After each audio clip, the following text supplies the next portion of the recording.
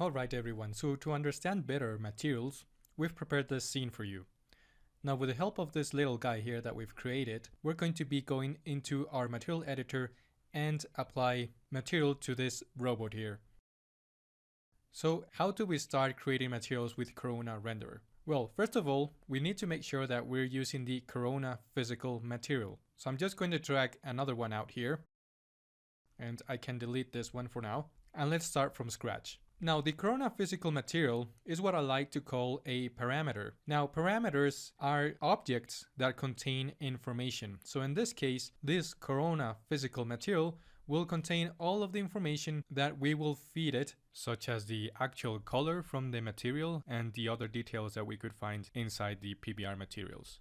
Now, before going into all of these elements, such as base color, base roughness, and so on, we need to understand how Corona physical material works, and also how the Corona team came to creating this Corona physical material. So we're going to just check some of the background. So first of all, before Corona physical material, we had the Corona material, but now it's called the Corona legacy material.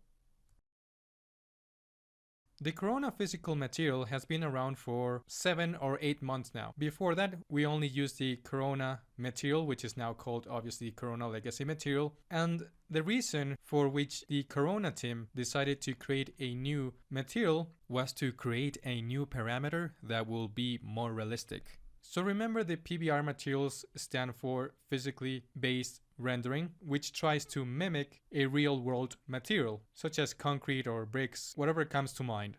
Now, for that reason, now the Corona physical material has some new values that we can play with. And the UI, the user interface, is much more simple and much more friendly than the Corona material. So first of all, as we saw before, we had the apply preset. Now here are some really nice materials brought to us from the Corona team, all ready to use. And we're actually using the glass material for these windows here in the example. And there are many more that can really save us a lot of time.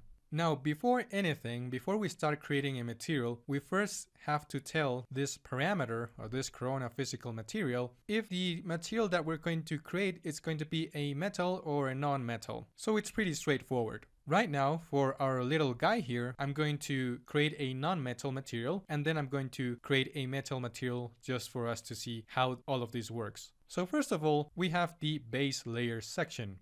So in here, we're going to be able to control the color of the material, the roughness, which is the smoothness of the material. So is it going to be a smooth material or a rough material? We will also be able to control its bump, which is going to be the material's imperfections.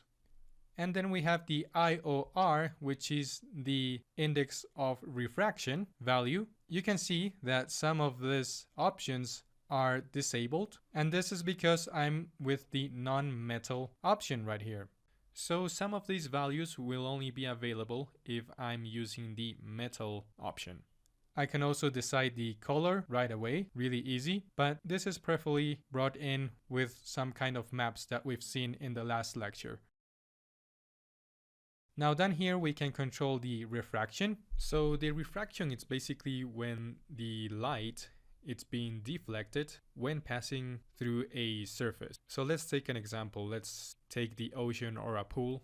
When you are in a pool and the light goes through the water, you can see that maybe half of your body seems to be in another part of the pool, and that's just the light being deflected. And the same thing happens sometimes through a glass, but this example is better if we choose water as an example because it's so clear to see.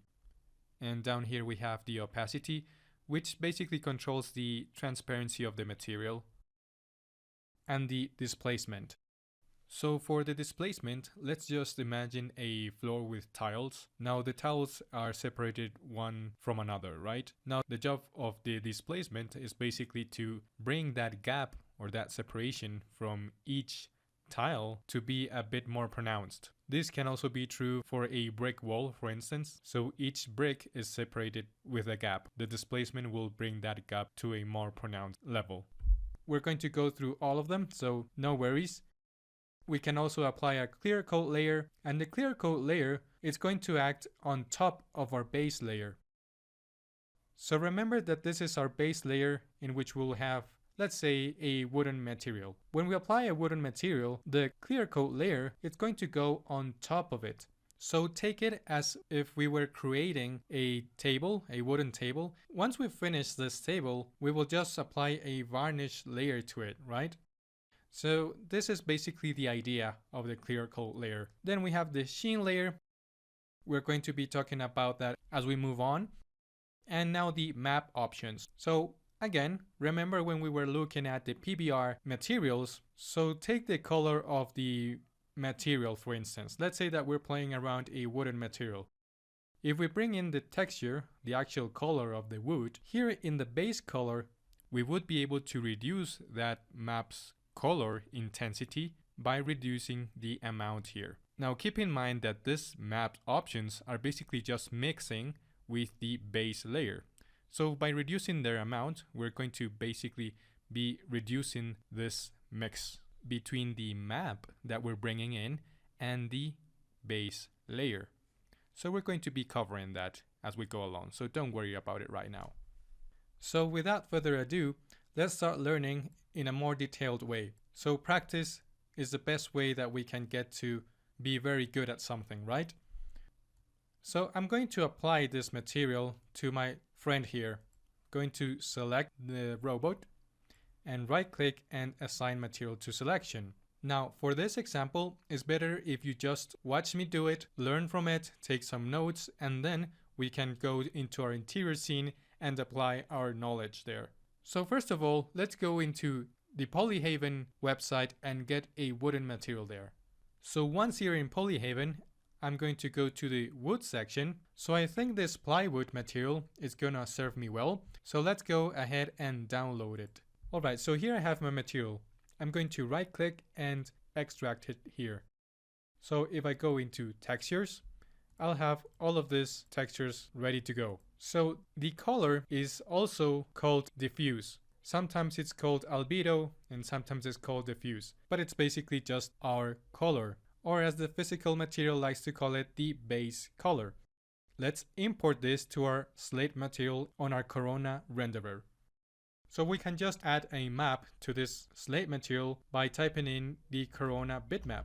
Once I have it here, I'm just gonna drag it, and automatically it's gonna ask me where my map is. I can do this, or I can just go to my textures window, select my diffuse or my color, and drag it into my Slate material.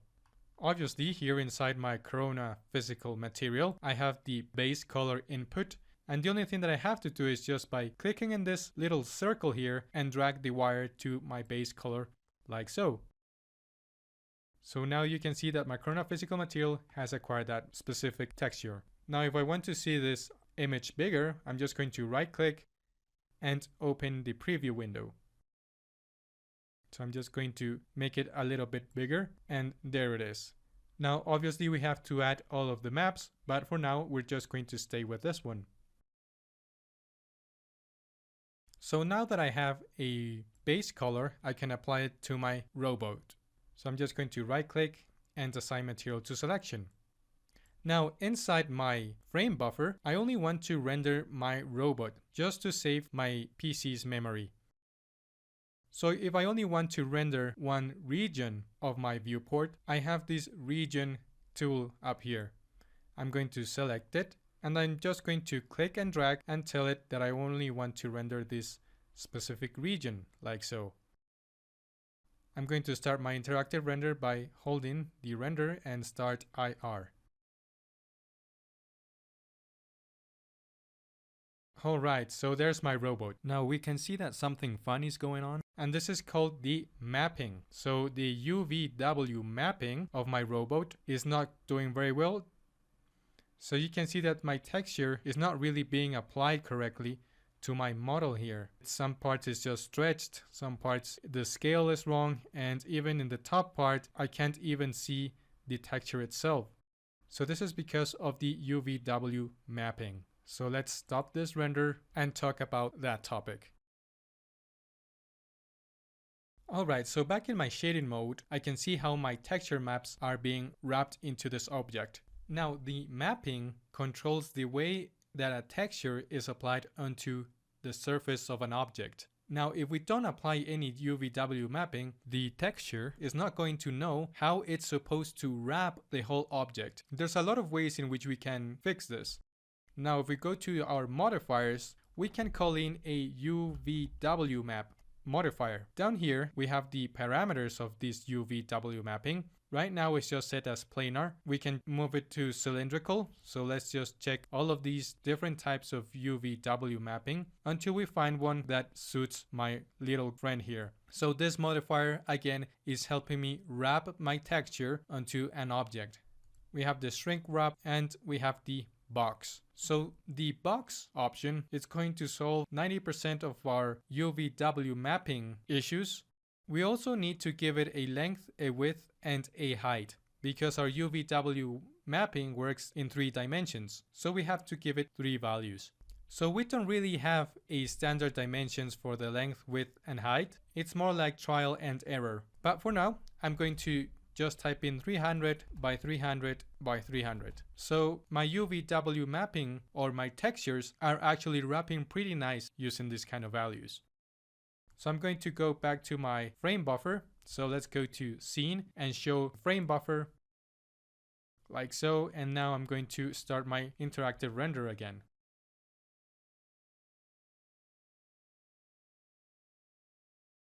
So by using this UVW map modifier, I can fix most of my objects. Obviously, if we have a more complicated object, we're going to have to unwrap all of the faces of that object and map them ourselves. But that's a little bit more advanced, so we're going to be covering that later, once we get the hang of textures first. Now, there's another way in which we can fix this right from the Slate material. So let's go back to our Slate material, and in here, we're going to call in a triplanar component. So we have the Corona triplanar component here. As you can see, we also have the X, Y, and Z. And if I just delete my UVW mapping here in my 3ds Max, so let's just delete it. And now what I'm going to do is just bring this wooden material into the X input of my Corona triplanar. Now, you see that use map X for all axes is turned on. That's why I'm just using my X axis to map all of my textures. So I'm just going to input this to my base color like so. And let's interactive render again and see if that solves our issue. So there we go. It acts just like a UVW map modifier from our 3ds Max. Now, one thing just before we move on, if I apply a UVW map again, and I'm just going to close my frame buffer and my Slate material for a bit. So why did the box actually work? Because the majority of my object is a box shaped like geometry. What if I just have a cylinder? I would have gone with a cylindrical version of the UVW mapping. So basically, I just have to follow the geometry that I'm working with. If I went for a planar, for instance, I would just have a surface basically. For the cylindrical, a spherical, and so on, it's the same method. So let's go back now and let's delete the UVW mapping because we're just going to be working with the Corona triplanar just for this example. So I'm just going to lower this a bit so that we have our robot showing. Okay, so let's continue exploring what all of these tools actually do. One thing to notice is that inside my color, I have this map which is actually being used by my wooden texture. So some of the boxes next to each of these values, we can actually bring in a map and map them with that certain bitmap. So now let's go for the roughness. Now the roughness basically controls the smoothness of my surface. So I'm going to bring in our rough material from the one that we just downloaded. So let's go to our file here and we only have to read this carefully, and here it is, plywood rough. So I'm going to just drag it into my Slate material like so. Now if I just right click it and open the preview window to have a better look at it. Alright, so our roughness maps are always going to be in a black and white mode, like so. The lighter colors are going to be our texture roughness, while the darker ones are not going to be very visible. And for this map, we also need to add a Corona triplanar. So to copy components, we only have to select it, and with our Shift key, just like in 3ds Max, we can just copy it like so. I'm going to add this rough material here and apply it to my base roughness. So I'm just going to drag it like so and connect it. And now what I want to do is just get a little bit closer to my robot here. So I'm just going to press the P key, Z to zoom in, and let's go to my default shading, and I'm just going to move very close to this robot so that we can see what's going on with the material. So let's start our interactive. And actually I have my viewport fixed, so I'm just going to unselect it like so.